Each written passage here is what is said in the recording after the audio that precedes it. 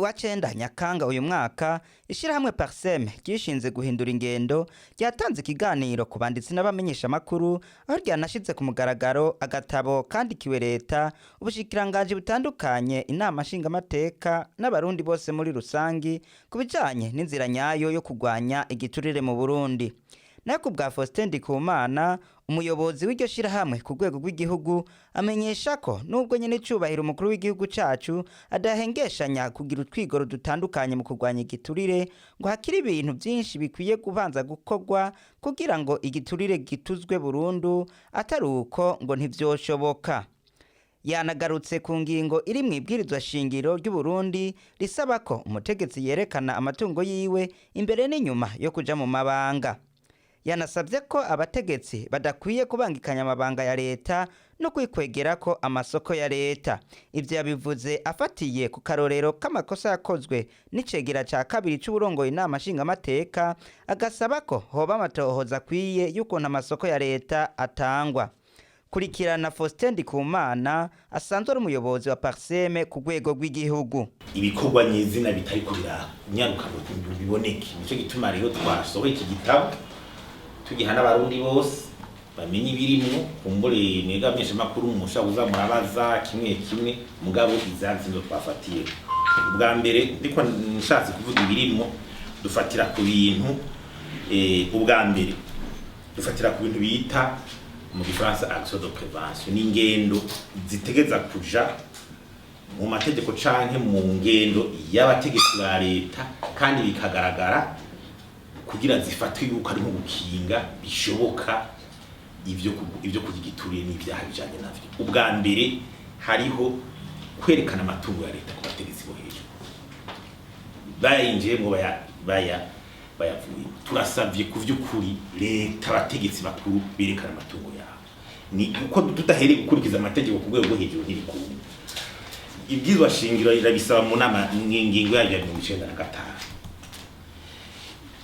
Loi anti-corruption ikorwa n'igiturire ribisaba mu ngingo ya 29 rikavuga abantu bose bategeza kubikora kuva ku mukuru w'igihugu abashikiranganje biro za assemblée ababura amatari ba mustaderi abajejwe ibigega vya leta hano hose mu mashira hamwe n'ivyo bintu ko bidakorwa aronsa amasoko gute tuve mu bintu byo kubeshanya abantu babeshanya ibintu vema wewe umutegetsi wo hejuru uhembwa imishahara yo hejuru ni utuja no kuba mu masoko ya leta uza turavye no kugabana no kubaho kw'abantu no nabandi bantu bashaka babeho gute uronka imishahara amasoko ya leta tugenda wihe byose ari mu bigira ari wabigira hama abantu de confident ni kintu kija mu migenzo y'abantu korabwa nituye no mu bihugu byose confident hari ibintu umaze kuja manga leta wucubandi yaketegeza kuba tukara hagisukari bura abo baja kugira bacha ba confident ndi umutegetsi ngira ndandaze nduzi ibiciro haguma ingwano y'inyungu ziwe n'impuze confident rwa inyungu zikurwaniramo ico ni kigiza guhagara ibintu by'ubu by'amakado ahaga abategetsi bijyana ibihugu byo bikoresha mu giture nta mutegetsi agenda ngo rikora mu hamakado bamushira ngo ubugani bukengi bijya ntibibaho byabizi ko birazana odeur ya polisi n'ibintu rero bibuzwa canke ingena amafaranga ya leta akoreshwa transparence amafaranga ya leta ingena akoreshwa ubu barodita muri leta hano hose ifaranga rya leta yakoreshwa audit tabihari amafaranga leta akoreshwa barodita mu gushikana audit nyene ati mbega amafaranga yakoze iki hubatswe ishuri hubatswe isabute iyo audit none bijitagira audit general nyene ibintu byaranguye nabo yajya none bo transaction isite abantu usanga baravuze ko Agence nationale de l'enseignement financier abantu usanga amatezo y'amahera arunda mu bazura bakora ibikorwa amahera ataboneka mu maziri ku office ataboneka mu mabanki cyose n'ibintu bitarabo ubugira kabiri ningene abantu bashobora kuvuga impuzi biture hataza kuba synergie kandi biture bijya rero ibinyene bikomakomeye gutunga bidaciye mu mategeko ibi tingena amasoko ya leta atangwa ivyo kunyura amatungo y'igihugu hakaba dejo d'investigation n'ababishiza habona bagakingirwa urumva ahantu umuntu ashatse kwerekana ko ari gusumuka zo mariko baramwiruka inyuma none bizovugwa n'abandi ko nibwizwa shingiro risaba umurundi wese gukingira amatungo y'igihugu rirayimurekurira. Ica gatatu, mbega inzego z'ubuhinga zikurikirana ahantu nyene banyoneye igituzwe ziko zikora gute? Cour des comptes sentare y'amatungo ya leta, ubugenduzi bukuru bwa leta, nta brigade ya special gukurikirana igiturire. Bavuga ko ubutungane ngo butagikora ngo umwumvise ko ari wakungira kubwangira. None ni izihe nzego ziriko zirakora ivyo bintu? Twamvise ibintu byabaye muri ministère des finances. Nuruhe rwego professionnel ngo duha raporo yabijyanye rutugira enquête iyo vyazanaye. Bavuze ngo hari none ni nuruhe rwego rugira enquête professionnel mu buhinga bw'abati tugende kuramushira nganje gaca leta ko bigeze kuvuga ko amahanyuze turabe neza ingene vyazananye n'abandi bashobora ko haribize mu ruhara bavyerekane bafata ivyo bintu. Hari ico bita la répression judiciaire, guhana ubutungane batabuhaye inguvu none ngo ico bita réforme de la justice, babuha inguvu bushobora gukurikirana n'ivyo. Ejo urabona Cour suprême muri article 38 ivuga ati niyo yakira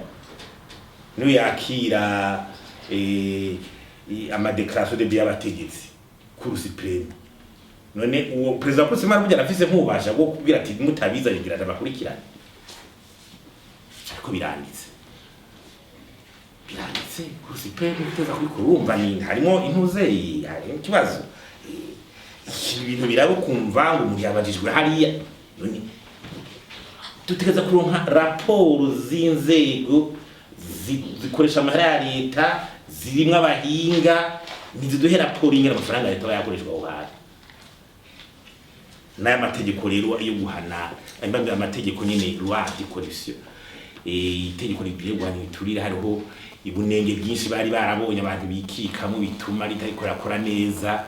Twaravuze tutingere ryo tira imbere ryogira ryo ushobora gukosorwa mugabo ibintu bijyanye ngaho kandi n'ibitabo byerekana ingene ryari gukosorwa byarakozwe bivyerekana ubushakashatsi ingene giturire ingene aho kigeze ico bita prévision de la corruption biriko birakorwa ama étude ivyigo ahandi ati imyaka 15 haraba ivyigo bakaraba ingene ibyo kiriko kirikira abantu. Nibaza rero yuko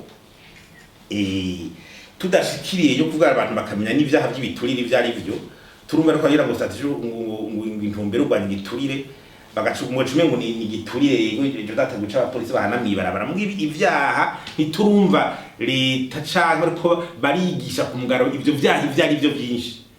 Mwabonye abari kubanuza amatungo y'igihugu mu bande nose, mwabonye abari kwarakoresha ibikoresho bya leta amamodoka ya leta biranditse avide bien sociaux, mwabonye ko ari barono amategeko y'iguzi blanchiment. Abantu baza kuvuga ngo bakora kuri ko babyiterambere ngo barimbiza mu mahera atabone yavuye. Ibyo si byaha bihanwa n'icyo tegeko. Yebwe ndamega mesha kuri ibi byaha ntanti ntibyigishwa ngo abantu babimenye. Ariko biri muri iryo tegeko nyine n'icyo giturumba cyo rwanya gute n'ibyaha bijanye naco. Nibaze reko hageze yuko abantu baja ku bintu nyabyo bituma igiture mu Burundi cyo rwanya. Nyuma y'ivyo ibyo bitabaye bo tubona ingene cy'urwanya igiturire byoshoboka.